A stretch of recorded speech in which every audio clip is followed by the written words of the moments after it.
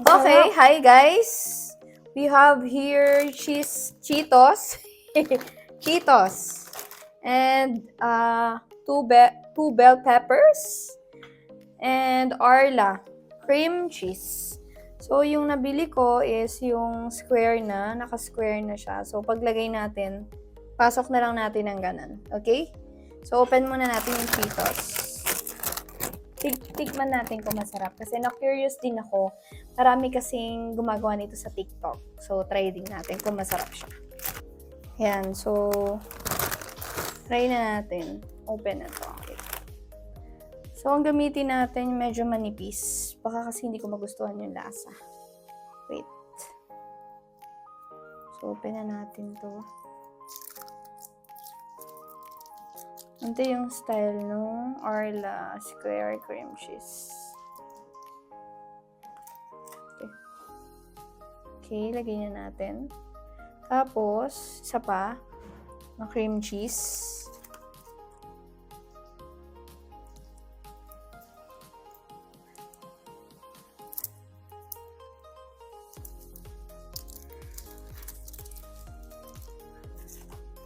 I-rate natin. So, wait.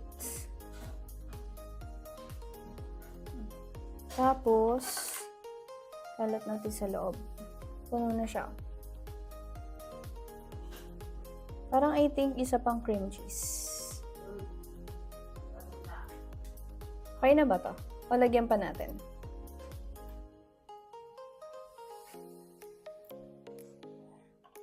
Siguro, lagyan pa natin ng isa. Tatlong gawin natin. Tatlong cream cheese.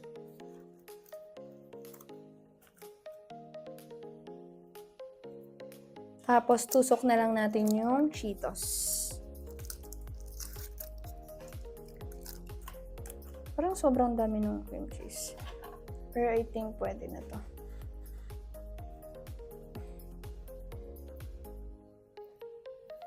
Kasi dapat daw, punong-puno ng cream cheese yung loob ng bell pepper. Yan. Okay. Tapos, sigyan na natin ng Cheetos. Piliin natin yung malalaki.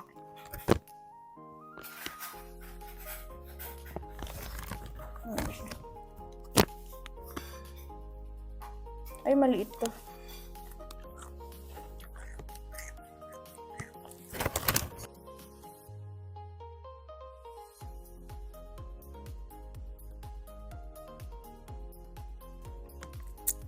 Yan na siya.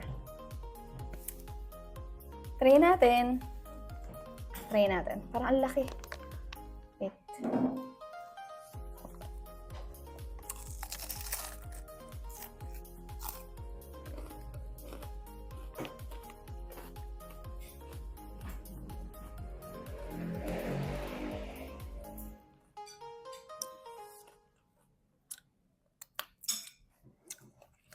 Ang sarap. Sarap legit. Ate, ay madali.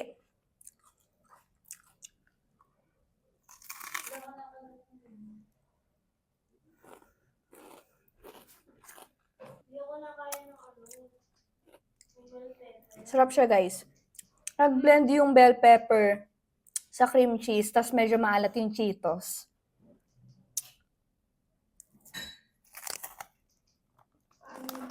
Parang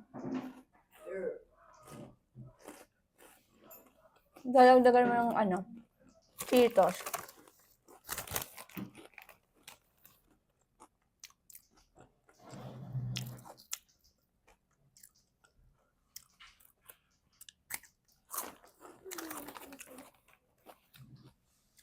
Harap.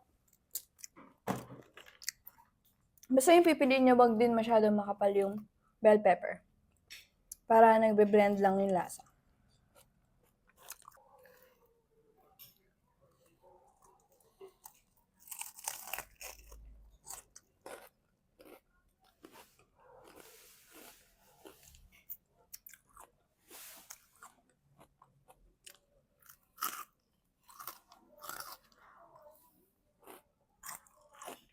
Sarap. Di ba yung lasa niya, yung jalapeno na sauce, no? gawa nung blend nung pepper, no? Ha? Half na. Sarap.